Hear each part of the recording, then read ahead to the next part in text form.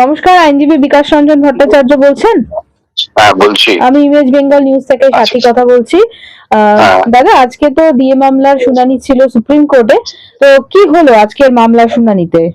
Report দিয়েছে, সেই রিপোর্টের কপি সাপ্লাই করতে বলেছে, তার ভিত্তিতে আগামী দিনে শুনানি হবে। রিপোর্টের কপিটা দুদিনের মধ্যে দিতে হবে, এটি বলেছেন আর কিছু। আচ্ছা, মূলত আজকে যেটা বিষয় ছিল যে গ্র্যান্টিনেড, এই গ্র্যান্টিনেড কর্মচারীদের জন্য সেসব আলাদা কোনো প্রশ্নই আজকে আসেনি। আজকে সামগ্রিকভাবে যে রিপোর্টের কপি দেবে, তার ভিত্তিতে পরবর্তীকালে যার যা বক্তব্য আছে সে বলবে। আচ্ছা, মানে 18ই আগস্ট যে পরবর্তী শুনানি, সেদিনই তাহলে একটা বড় কিছু রায় দিতে চলেছে সুপ্রিম কোর্ট, এমনটাই মনে করা হচ্ছে। রায় তো যা দেওয়ার দিয়ে দিয়েছেন, নতুন করে কি রায় দেবে? সুপ্রিম কোর্টের রায় তো চূড়ান্ত রায় হয়েই গেছে, এখন তো নতুন করে কিছু রায় দেয়নি। এখন শুধু হচ্ছে অর্ডার কমপ্লাই করেছে কি করেনি।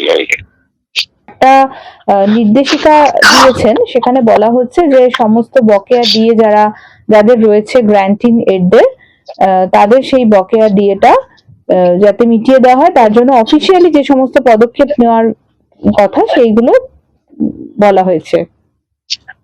পদক্ষেপ নিন, তখন তো বোঝা যাবে।